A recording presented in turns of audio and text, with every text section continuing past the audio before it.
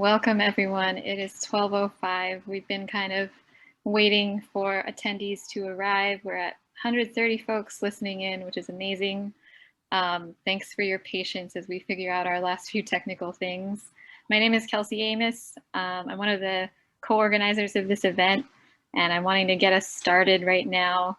I listened to a podcast on my drive this morning, and it mentioned that Margaret Mead quote that many of us know about.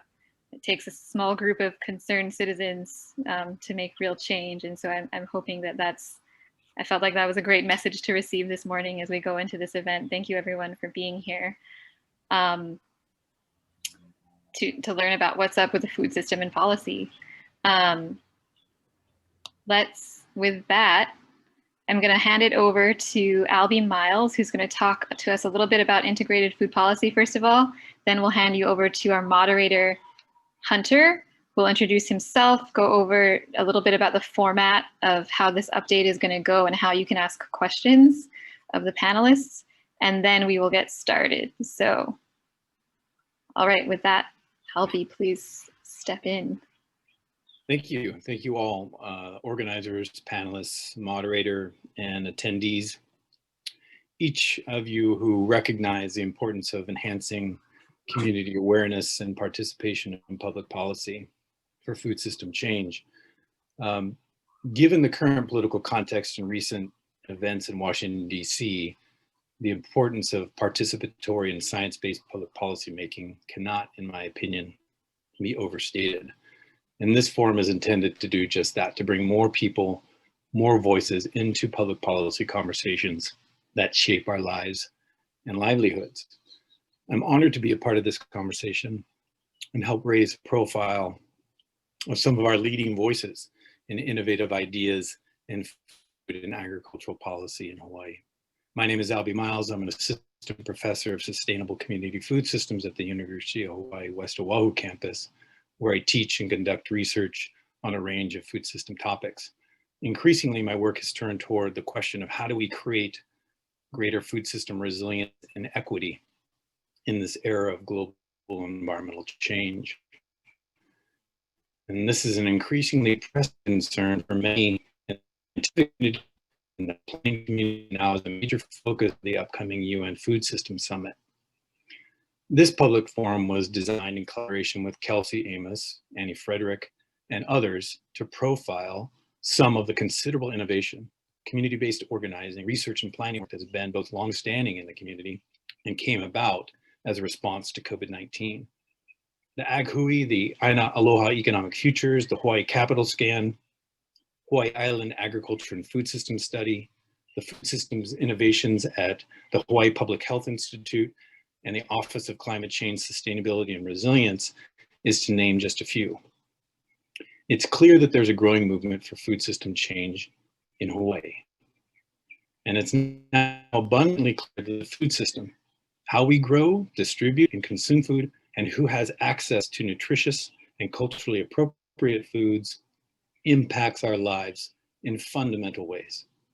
The economic impacts of COVID-19 have forced us to reconsider the potential of food and agriculture in Hawaii in reaching some of our shared goals, be they economic recovery, food security, climate resilience, public health, nutrition, or biocultural restoration. How we design elements of the food system through public policy will shape our ability to achieve these often overlapping and reinforcing goals. So to develop a more sustainable food system for Hawaii, I will argue we need to increasingly move toward integrated policymaking. An integrated food policy provides a framework that allows us to see gaps and contradictions, to align actions at the local, national, and international level, to build a long-term vision for our food system and bring more voices to the decision-making table.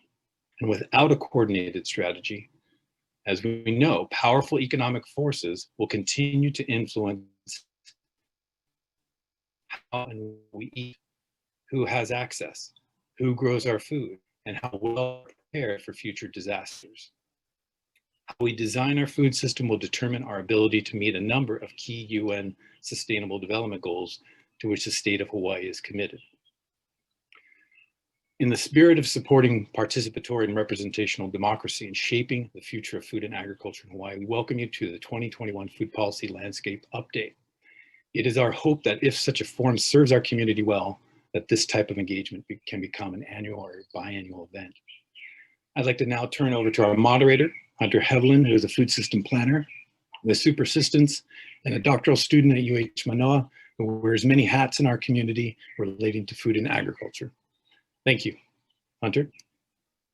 Thank you, Albie, and thank you all for being here. It's lovely to get to have this space to share about some of the really exciting food policy activities that are coming up on the docket for the coming legislative session. We hope that as a byproduct of this session, you leave informed about the issues that we view are as important and just the landscape overall of what's kind of happening in food and ag in this exceedingly trying time, and hope that you'll leave with some bright spots ahead.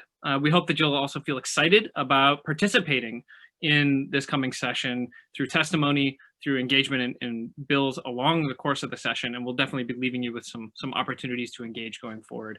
As Albie said, I'm Hunter Heaivilin. I'm a food systems planner with my company Super Assistants, also a PhD student at UH Manoa, where my research is on food system resilience in Hawaii over the 20th century. I wear a bunch of other hats, and fortunately, through all of those, I get to engage with the illustrious panel that we have before us today. As a little bit of housekeeping, we're going to be doing one after another updates from each of the presenters. They'll present for about 5 minutes exactly, and then a large gong will go off and they'll be silenced indefinitely until we follow up with some Q&As, which we ask you all to participate through the Q&A function on Zoom. If you're not familiar with it, it is the part that says Q&A. If you can't find that, find a millennial. They should be able to help you out. We'll take about 3 minutes for a moderated Q&A. I'm going to pull from the questions that you submit. Ideally, we'll be able to get through all of them. I apologize if we don't. And then we'll move on to the next presenter. Do stick around. Once everyone is presented, we'll have more of a kind of panel plenary type session for about 15 minutes or so, responding hopefully to some of the questions that we didn't get to, and having a little bit more of a tete-a-tete between the panelists going forward. And then finally, do stay in touch going beyond today's event through contact with our email at food@purplemaya.org.